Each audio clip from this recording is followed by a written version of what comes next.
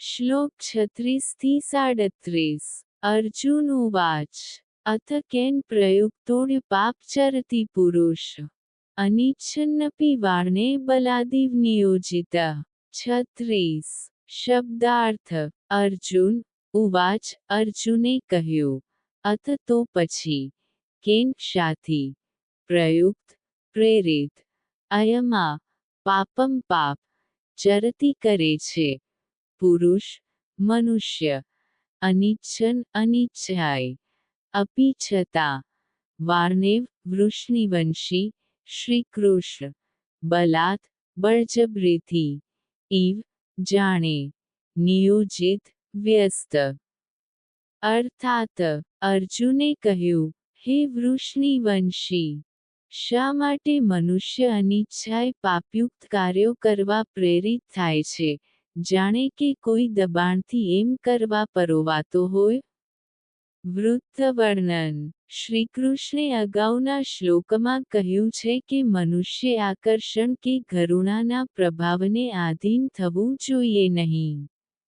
અર્જુન એવું દિવ્ય જીવન જીવવાની ઈચ્છા ધરાવે છે પરંતુ આ ઉપદેશનું પાલન કરવામાં કઠિનતા અનુભવે છે. તેથી તે શ્રીકૃષ્ણને એ પ્રશ્ન પૂછે છે જે અતિ વાસ્તવિક છે અને માનવ સંઘર્ષનું પ્રતિનિધિત્વ કરે છે.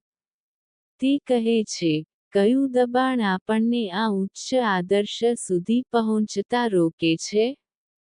શા માટે મનુષ્ય આસક્તિ અને વિરક્તિને વશ થઈ જાય છે? આપણે સૌ અંતરાત્મા ધરાવીએ છીએ, જે પાપયુક્ત કર્મ કરતી વખતે ખેદ અનુભવે છે. અંતરાત્મા એ તથ્ય પર સ્થિત છે કે ભગવાન ગુણોનું ધામ છે અને તેમનો અંશ હોવાથી આપણને સર્વને ગુણો અને સદાચાર પ્રત્યે નૈસર્ગિક આકર્ષણ છે.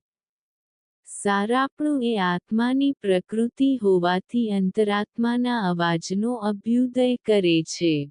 આથી આપણે એવું બહાનું કરી શકીએ નહીં કે ચોરી કરવી, છળકપટ કરવું, બળજબરીથી પડાવી લેવું, હત્યા કરવી, અત્યાચાર કરવો અને લાંચ રૂશ્વત લેવી એ પાપયુક્ત કૃત્યો છે, તેની અમને જાણ ન હતી.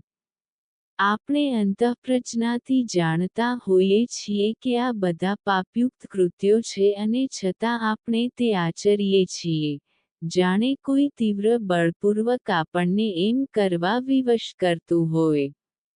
અર્જુને જાણવા ઈચ્છે છે કે આ તીવ્ર બળ શું છે?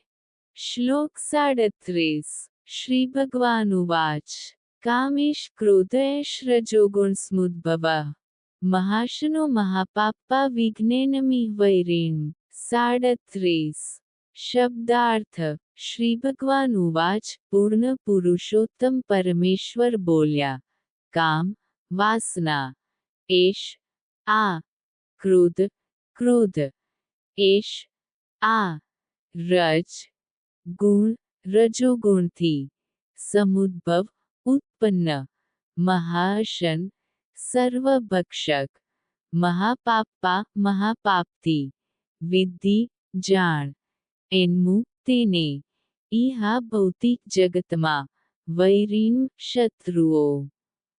અર્થાત પૂર્ણ પુરુષોત્તમ ભગવાન બોલ્યા, એકમાત્ર કામ જ છે, જે રજોગુણથી ઉત્પન્ન થાય છે અને પશ્ચાત ક્રોધમાં પરિવર્તિત થાય છે.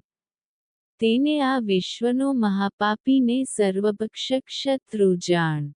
વૃત્ત વર્ણન વેદોએ કામ શબ્દનો ઉપયોગ કેવળ કામવાસનાઓના સંદર્ભમાં કર્યો નથી પરંતુ તે સ્વ ની શારીરિક વિભાવના પર આધારિત સર્વમાયિક સુખોની કામનાઓને પણ સમાવિષ્ટ કરે છે.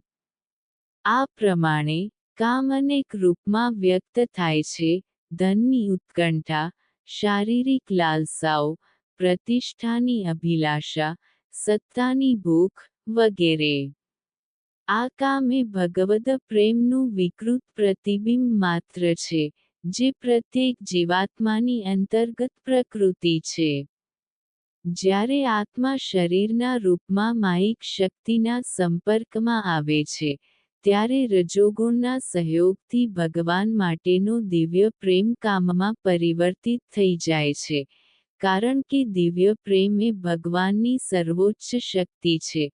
માયિક વિશ્વમાં તેનું ભ્રષ્ટ સ્વરૂપ, કામ પણ સંસારની સૌથી પ્રબળ શક્તિ છે.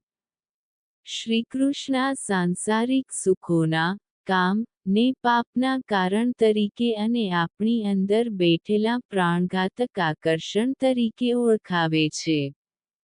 રજોગુણ આત્માને ભ્રમિત કરીને એવો વિશ્વાસ અપાવે છે કે સાંસારિક વિષયોથી તુષ્ટિ પ્રાપ્ત થશે અને તેથી મનુષ્ય તેમને પ્રાપ્ત કરવાની કામના કરે છે. જ્યારે ઈચ્છાઓની સંતુષ્ટિ થાય છે ત્યારે લોભ જન્મે છે, અને જ્યારે તેની સંતુષ્ટિ થતી નથી ત્યારે તે ક્રોધને જન્મ આપે છે. મનુષ્ય કામ, ક્રોધ અને લોભ આ ત્રણેયના પ્રભાવ હેઠળ પાપ આચરે છે. લોભ એ બીજું કંઈ નહીં પરંતુ તીવ્ર કામનાઓ છે, જ્યારે ક્રોધ એ હતાશ થયેલી કામનાઓ છે. તેથી, શ્રી કૃષ્ણ, કામ, ને સર્વ દુષ્ટતાઓના મૂળ, નું વિશેષણ આપે છે.